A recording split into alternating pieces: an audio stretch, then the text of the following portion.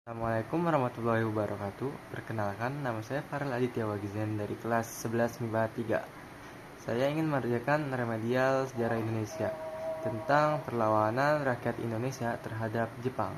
Perlawanan ini terjadi dari tahun 1942 sampai 1945.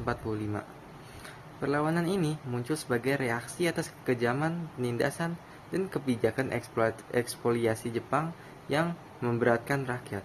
Perlawanan rakyat Indonesia terhadap Jepang pada masa penjajahan terjadi di berbagai daerah dan dalam berbagai bentuk, mencerminkan semangat perlawanan untuk meraih kemerdekaan dan melepaskan diri dari penindasan. Yang pertama ada perlawanan fisik atau bersenjata.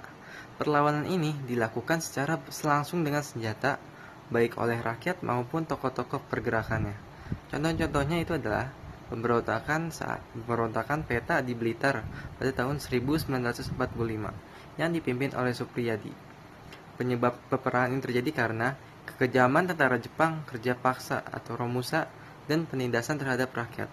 Hasil dari perang ini adalah pemberontakan itu gagal namun membakar semangat perlawanan nasional. Dan perlawanan di Aceh pada tahun 1942 sampai 1943 yang dipimpin oleh Tengku Abdul Jalil dan juga tokoh-tokoh agama. Latar belakangnya itu karena penolakan terhadap kebijakan Jepang yang mengganggu syariat Islam dan budaya lokal. Terus ada perlawanan di Singaparna, Tasikmalaya pada tahun 1944 yang dipimpin oleh Kiai Zainal Mustafa.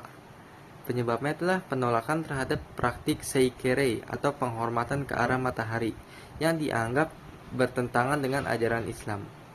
Terus ada perlawanan di Indramayu pada tahun 1944 yang dipimpin oleh tokoh lokal, petani, dan juga para santri. Penyebabnya itu adalah karena penderitaan akibat penarikan hasil bumi secara paksa dan kerja paksa atau romusa. Terus kedua adalah perlawanan non-fisik atau gerakan bawah tanah dan diplomasi. Perlawanan ini dilakukan secara sembunyi-sembunyi melalui organisasi, pendidikan, dan penyebaran semangat kemerdekaan. Yang pertama itu ada gerakan bawah tanah, di mana tokoh-tokoh seperti Sultan Syahrir dan Amir Syajifuddin tetap menyebarkan ide kemerdekaan secara diam-diam. Mereka membangun jaringan rahasia untuk menentang Jepang tanpa ketahuan. Kedua, organisasi semi-resmi bentukan Jepang dimanfaatkan untuk kepentingan nasional. Yang pertama itu ada PETA, contohnya Pembela Tanah Air, Heiho, dan Keibodan. Awalnya dibentuk Jepang, namun menjadi tempat pelatihan militer bagi pemuda Indonesia. Dan ada BPUPKI dan PPKI. Walaupun dibentuk Jepang, sering digunakan oleh tokoh nasionalis untuk mempersiapkan kemerdekaan Indonesia. Bagian besar perlawanan bersenjata rakyat Indonesia terhadap Jepang berakhir dengan kekalahan di pihak rakyat. Karena, satu, Jepang memiliki persenjataan dan militer yang lebih kuat dan terlatih. Yang kedua, perlawanan dilakukan secara lokal dan sporadis, tidak terkoordinasi secara nasional.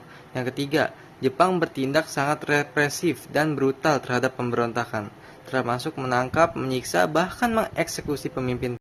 Faktor penyebaban perlawanan ini, yang pertama, ada ekspoliasi sumber daya dan kerja paksa, romusa. Yang kedua, ada penindasan dan kekejaman militer Jepang. Yang ketiga, kebijakan budaya Jepang yang menekan agama dan nilai lokal. Yang keempat, harapan palsu kemerdekaan yang tidak kunjung diberikan. Tapi, ada dampak positifnya. Walaupun secara militer kalah, perlawanan ini penting karena yang pertama itu menunjukkan bahwa rakyat Indonesia tidak tunduk sepenuhnya pada Jepang.